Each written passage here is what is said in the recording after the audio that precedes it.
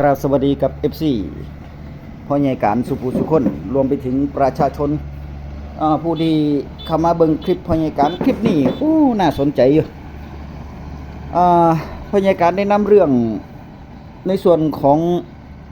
ระหว่างเกษตรกรชาวนาเฮาอาชีพเกษตรกรรมไม่ว่าจะเป็นอาชีพเกษตรกรหรืออาชีพเกษตรกรรมชาวไร่ชาวนาชาวสวนที่มีผลกระทบกับภาวะสงครามภาคตะวันออกนะครับเนาะตะวันออกกลางผลกระทบที่จะตามมาก็คือเรื่องปุ๋ยพี่น้องเรื่องน้ำมันกับเรื่องปุ๋ยที่นี่การปรับตัวเขาจะปรับตัวจังใดให้เข้ากับสภาวะปัจจุบันเกษตรกรชาวนาเฮาเตรียมตัวเด้อพี่น้องเอ้ยบ่แม่นเรื่องเล่นๆเลยเด้อนี่ถ้าหากว่าทำนาปี69ปุ๋ยบ่ได้ส่งเข้ามาราคาปุ๋ยขยับขึ้นแน่นอนตอนณเวลานี้เนาะตอนนี้ราคาปุ๋ยก็ขยับขึ้นแล้วอีกเรื่องนึงก็คือเรื่องน้ำมันพี่น้องน้ำมันนี่ขาดเลยทั่วประเทศบ่มีน้ำมันล่ะแต่ว่าแถวชุมชนบ้านพอยายการมันก็มีอยู่แต่ว่าตามปั๊มใหญ่ๆในโตจังหวัดนี่เริ่มติดป้ายประกาศแล้วเนาะครับเนาะว่าน้ำมันดีเซลเนี่ยเฉพาะดีเซลนี่เบิดบัดนี้ตอนแรกก็จำกัดการเติมว่า500 300ณมาฮอดมื้อนี้วันที่19มีนาพุทธศักราช2569ปรากฏว่ามีผลกระทบกันหมดเลยโดยเฉพาะอาชีพขนส่งเนาะครับเนาะได้รับผลกระทบแบบรุนแรงหาเติมน้ำมันบ่ได้รวมไปถึงอาชีพเสริมที่พยาการกระทำอยู่ซึ่งพยาการบริการอยู่ก็คือบริการเวทีเครื่องเสียงไฟประดับอาชีพหมอล่องหมอลำหมอลำดังจังหวัดอุดรธานีก็ได้รับผลกระทบเพราะว่าต้องซื้อน้ำมันไปใส่เครื่องปั่นให้เติม500เพิ่นว่าให้เติม500ให้เติม500มันใส่เครื่องปั่นทดลองไฟกับเบิดล่ะ500เพิ่นว่าอย่างน้อยก็ 3-4 พันน้ำมันต่อคืนเนาะเพราะว่าเพิ่นเล่นเบิดขึ้นสดแจ้งเนาะหมอลำวงใหญ่หมอลำดังเพราะฉะนั้นเครื่องปั่นไฟคือหัวใจหลักระบบแสงสีเสียงบ่มีเครื่องปั่นไฟทำงานบ่ได้ก็บ่สามารถที่จะทำการแสดงได้อันนี้เรื่องน้ำมันที่มีผลกระทบนะครับเนาะเพราะการมีแฟ้มภาพแฟ้มข่าวที่เพิ่นวิเคราะห์ออกมาแล้วว่าถ้าหากว่าสงครามยืดเยื้อประเทศไทยมีผลกระทบแน่นอนการส่งออกมีผลกระทบแน่นอนเกษตรกรชาวนาเฮาเต็มเลย 100% มีผลกระทบแน่นอนถ้าหากว่าแล้วก็อีกด้านหนึ่งถ้าหากว่าผลกระทบในส่วนของสงครามมันเป็นวงแคบอยู่เฉพาะตะวันออกกลางอาชีพเกษตรกรนี่ก็ยังพอไปได้อยู่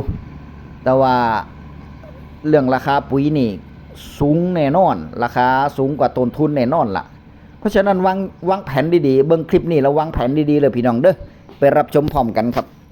ควรเอาเงินไปตุนปุ๋ยหรือว่าเราจะไม่ใส่ไปเลยดีปีนี้เดี๋ยวบีมจะมาวิเคราะห์ให้ดูแบบ2เคสแบบแฟร์ๆเลยค่ะเคสแรกถ้าสงครามลามเป็นวงกว้างกระทบการขนส่งทั่วโลกสิ่งที่จะเกิดขึ้นก็คือโรงงานรับซื้ออาจจะส่งออกไม่ได้ซึ่งผู้รับซื้อรายใหญ่รายกลางรายย่อยก็จะปิดไปตามลำดับเพราะว่าถ้าซื้อไปก็จะไม่มีที่ส่งถ้าเกิดแบบนี้ขึ้นจริงๆก็แปลว่าต่อให้เราอัดปุ๋ยจนผลผลิตอย่างเช่นน้ำยางออกเยอะปาล์มดกทุเรียนออกผลเยอะแยะมากมายแล้วถ้าเราเน้นส่งออกด้วยเราอาจจะไม่มีที่ขายค่ะหรือขายก็อาจจะไม่ได้ราคาถ้าออกหน้านี้การที่เราเอาเงินไปจมกับปุ๋ยคือความเสี่ยงที่สุดถ้าเคสแบบนี้การที่เรากำเงินสดไว้ซื้อข้าวปลาอาหารกินยังชีพในครอบครัวหรือตุนอาหารน่าจะคือทางรอดของชีวิตพวกเราค่ะแต่ในทางกลับกันลองมองอีกมุมนะคะถ้าสงครามไม่ได้ลามไปทั่วโลกจนถึงขั้นเป็นสงครามโลกครั้งที่3แต่ตึงเครียดหนักแค่ในโซนตะวันออกกลางสิ่งที่จะเกิดขึ้นก็คือเรายังส่งออกผลผลิตทางการเกษตรของเราได้ค่ะคนรับซื้อไม่ว่าจะเป็นรายย่อยเป็นจนถึงรายใหญ่และโรงงานก็ยังรับซื้อปกติแต่สิ่งที่หนักก็คือราคาน้ำมันและแม่ปุ๋ยที่มาจากโซนนู้นทั้งนั้นเลยค่ะมันจะพุ่งปรี๊ดตามสถานการณ์โลกราคาปุ๋ยอาจจะดีดไปทะลุ 1,500 ถึง 2,000 บาทหรืออาจจะแพงกว่าเดิมจนน่าตกใจถ้าออกหน้านี้คนที่ไม่ได้ตุนปุ๋ยไว้เลย อาจจะต้องแบกต้นทุนใหม่ที่แพงมหาโหดกำไรจากการทำสวนรอบนั้นหรือปีนั้นๆจะหายวับไปกับค่าปุ๋ยทันทีค่ะเห็นไหมคะว่ามันมีความเสี่ยงซ่อนอยู่ทั้งสองทางตุนปุ๋ยเท่ากับเสี่ยงเงินจมถ้าเรามีผลผลิตแต่ไม่รู้จะขายที่ไหนไม่ตุนปุ๋ยเท่ากับเสี่ยงต้นทุนพุ่งกระฉูดถ้าปุ๋ยขาดตลาดบีมหวังว่าการวิเคราะห์นี้จะทำให้เพื่อนๆพอจะเห็นภาพได้นะคะแต่สุดท้ายบีมอยากให้ทุกคนเลือกความเสี่ยงตามความถนัดและกระแสเงินสดของเพื่อนๆค่ะใครคิดว่าตัวเองสายป่านยาวรับความเสี่ยงต้นทุนพุ่งได้ก็อาจจะรอดูสถานการณ์ใครมีเงินเย็นอยากปิดความเสี่ยงเรื่องปุ๋ยแพงก็อาจจะทยอยซื้อเก็บไม่มีใครตัดสินใจเรื่องนี้หรือรู้ใจกระเป๋าตังค์ของเราได้เท่าตัวของเราเองค่ะถ้าฟังจบแล้วเพื่อนๆคิดว่าจะเลือกความเสี่ยงฝั่งไหนคะที่ได้รับชมไปแล้วนั่นก็คือในส่วนของเพิ่นวิเคราะห์มาแล้วเนาะว่าเปรียบเทียบให้เบิ่งเกษตรกรชาวนาเฮาต้องเตรียมรับมือกับภาวะสงครามต้องเตรียมรับมือกับต้นทุนในการผลิตปี69ต้องเตรียมรับมือในส่วนของการทำหน้าปี69เกษตรกรแถวบ้านพ่อใหญ่การก็จมกันแล้วบ่นี่ว่าโอ้ยปีนี้มันสิได้เฮ็ดนาบ่น้อเพิ่นว่าเพราะว่าน้ำมันก็บ่มีน้ำมันก็หาเฮ็ดยากแล้วสิ่งที่จะตามมาก็คือต้นทุนในการผลิตบ่ว่าจะเป็น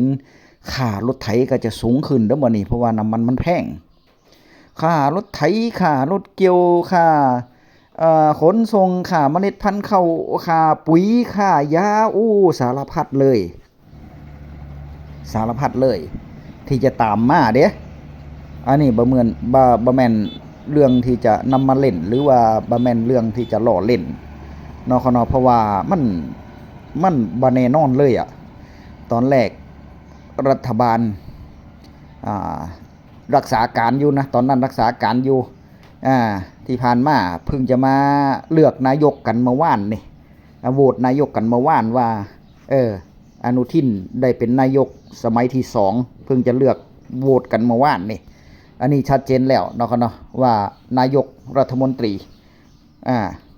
คนที่33ของประเทศไทยก็คือท่านอนุทินชาญวิรากุลแน่นอนแล้วที่ผ่านมาเป็นแค่รักษาการซึ่งรัฐบาลของท่านนั่นล่ะที่นี่บอกว่าน้ำมันเนี่ยเหลืออยู่80กว่ามื้อ60กว่ามื้อไปมา 2-3 มื้อก่อนบอกว่าเหลืออีก110มื้อน้ำมันจะเบิดว่าซั่นมันก็บ่แน่นอนเนาะพี่น้องเนาะแล้วกระทรวงสาธารณสุขพี่น้องเพิ่นก็มาประกาศแล้วว่ายานั่นอยู่ได้3เดือนเด้ถ้าหากว่าเบิดแล้วก็จะใส่ยาแผนเพิ่นเอิ้นว่ายาหยังยาแผนปัจจุบันยาแผนไทยยาแพทย์แผนไทยยาแพทย์แผนไทยเพิ่นว่าทดแทนว่าซั่นมันบ่แม่นแต่กะนั่นพยาการว่ามันจะต้องมีอีหยังตามมาอีกเยอะแยะมากมายเลยพี่น้องเพราะฉะนั้นนี่สิ่งที่จะต้องเตรียมไว้ก็คืออันดับที่สำคัญมากที่สุดก็คือเรื่องเงินซะก่อนเงินสดพี่น้องเงินสดนี่สำคัญอยู่เพราะว่าหยังเพราะว่าเฮาจะต้องนำเงินสดเตรียมเงินสดไว้ซื้อกับข้าวกับปลาซื้อค่าของชีพเฮาแล้วในห้างนี่จะซื้อบ่ได้เลยเพราะว่าราคาสินค้ามันจะพุ่งกระฉูดขึ้นมาถ้าเป็นแบบนี้นะถ้าเป็นแบบน้ำมันขาดตลาดเนี่ยน้ำมันบ่มีนี่อีหยังก็จะแพงขึ้นบัดพี่น้องค่าขนส่งแน่หยังแน่แล้วตัวของเฮาเองนี่จะบ่มีปัญญาเลยจะบ่มีเงินอย่างเกษตรกรชาวนาอย่างพ่อใหญ่การนี่ยกตัวอย่างจะบ่มีปัญญาเลยบ่มีแห้งที่จะไปซื้อน้ำมันเลยน้ำมันลิตรละ100 กว่าบาทจังซี่เพราะฉะนั้นนี่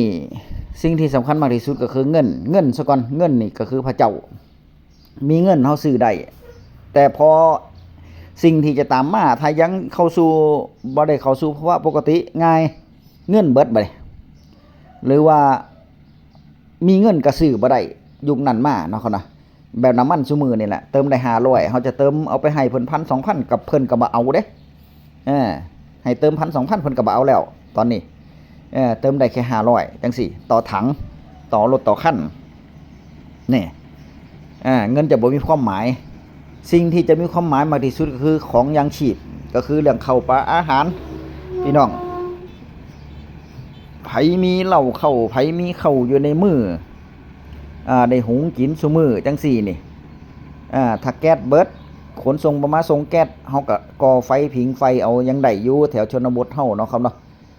ก็ยังหาผักหาปูหาปลาลงห้วยลงหนองหาจิ้งหรีดแมงจีซ่อนมากินกับข้าวได้เด้แม่นบ่ปลาลาบปลาแดกก็มีอยู่ในองค์ในไหเฮาต้องเฮ็ดแบบนี้ซะก่อนนะวิธีเอาตัวโหลดเนาะครับเนาะแต่ถ้าหากว่ามันจบลงเลี้ยวมันก็จะกลับเข้าสู่ปกติพี่น้องมันก็จะกลับเข้าสู่ปกติในการทำไร่ไถนาเฮาก็ถ้าไผมีเงินก็ไปซื้อปุ๋ยมาตุนไว้นะไปซื้อปุ๋ยมาตุนไว้แต่ว่าบ่ต้องไปตุนหลายเด้อพี่น้องเด้อถ้าหากว่ามันกลับเข้าสู่ภาวะปกติแล้วราคาปุ๋ยก็จะลดลงไอ้ที่เฮาซื้อไว้มันก็จะแพงบัดนี้เหมือนปีก่อนพูนเมื่อ2 ปีที่แล้วเนาะปุ๋ยแพงปุ๋ยยูเรียนี่แพงขนาดเลยกระสอบละพันปลาย1,400แม่นบ่กระสอบละพันกว่าร้านค้าในชุมชนบ้านพญาการเพิ่นก็ซื้อตุนไว้บัดนี้บ่ได้ซื้อตุนน่ะซื้อเพื่อที่จะเอามาขายนั่นแหละสั่งมาทีเดียวตอนปุ๋ยแพงบัดนี้พ่อปุ๋ยเหลือบัดนี้เกษตรกรพอปุ๋ยลดลงเพื่อเขาก็บ่ซื้อบัดนี้มันแพงเขาก็ไปซื้อร้านอื่นบัดนี้พอปุ๋ยราคาลดลงแล้วมันเหลือบ่นี่มันเหลือเฮ็ดจังได๋ล่ะมันก็เข้ามาข้ามปีมาเกษตรกรชาวนาเฮาก็เลือกได้คนในชุมชนเฮาก็เลือกได้ไปหาซื้อปุ๋ยถูกพุ่นแล้วปุ๋ยยี่ห้อเดียวกันตาเดียวกันนี่ล่ะแต่ว่าเพิ่นร้านค้าเพิ่นซื้อมาตอนราคาปุ๋ยมันแพงเนี่ยก็บ่ได้ว่าเพิ่นหรอกว่าเพิ่นขายแพงน่ะเพราะว่าเพิ่นซื้อมาตอนที่ปุ๋ยมันขายแพงเนาะอันนั้นก็บ่มีไผว่าไผดอกก็เข้าใจอยู่แต่ว่าเพิ่นก็หาคนที่ซื้อได้หั่นล่ะ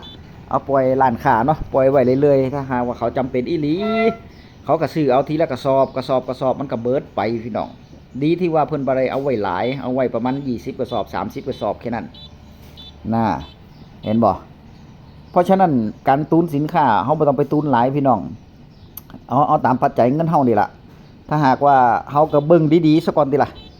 คิดเบิ่งดีๆว่ามันจะยืดเยื้อบ่ถ้ามันมีผลกระทบยืดเยื้อแน่นอนเป๊ะๆมาแล้วเฮาก็เอาที่มันพอดีเนาะครับเนาะให้มันตรงเป๊ะๆจักหน่อยนึงหรือว่ามันเผื่อไว้จักหน่อยนึงเนาะครับเนาะถ้าจะตุนอาหารถ้าจะตุนอีหยังนั่นแต่ถ้าหากว่าเบิ่งแล้วมันบ่ดนมันบ่ยืดเยื้อก็บ่ต้องตุนดอกเพราะว่ามันจะเสียเงินเฮาซื้อตอนเฮาแพงซื่อๆถ้าอาหารการกินนี่พญาการว่าถ้าเป็นเกษตรกรชาวนาเฮาบ่ต้องตุนก็ได้เพราะว่ามันมีหาพอหาทดแทนกันได้อยู่เนาะครับเนาะพอหาทดแทนกันได้อยู่แต่ว่าอาชีพทำนาเฮาเบิ่งว่านี่เมษาพฤษภานี่ถ้าหากว่ามันยืดเยื้อไปถึงพฤษภานี่พฤษภานี่ถามว่ามีความจำเป็นบ่พฤษภาก็ยังบ่ทันมีความจำเป็นเด้เข้าหน้าปีแม่นบ่มันจะมีความจำเป็นก็ต่อเมื่อเฮาได้เกิดได้ประมาณสักเดือน2เดือน3เดือนนี่ล่ะถึงจะเริ่มใส่ปุ๋ยรอบแรกนั่นแหละก็ถ้ากะแล้วถ้าพญาการคิดแล้วก็น่าจะพฤษภามิถุนากรกฎานี่เดือนกรกฎามิถุนากรกฎานี่จะใส่ปุ๋ยรอบแรกกันเนาะถ้ามีน้ำถ้าฝนตกดีเด้แสดงว่ามีน้ำแล้วนะอันนั้นนี่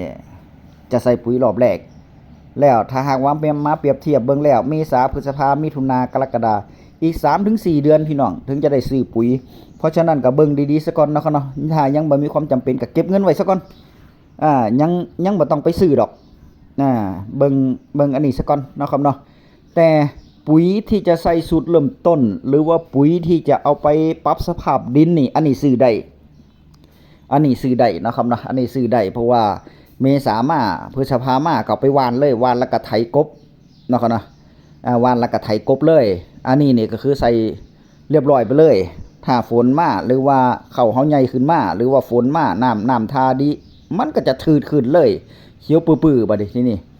ปุ๋ยรอบแรกเดือนมิถุนายนกรกฎานี่เฮาก็เบิ่งว่าหม่องไหนที่ดินมันขาดความอุดมสมบูรณ์เฮาก็ค่อยไปผือไปหว่านผิวบางๆก็ได้เนาะครับเนาะแต่ว่าถ้าหากว่ามันงามอยู่แล้วมันเขียวอยู่แล้วก็บ่ต้องใส่เพราะว่าเดี๋ยวมันจะมีโรคตามมาเนาะครับเนาะถ้าเขียวหลายนั่นเฮาหว่านไปอีกเฮาหว่านปุ๋ยไปอีกก็มันจะมีโรคตามมาเนาะครับเนาะปุ๋ยสูตรเริ่มต้นเด้อพี่น้องเด้อ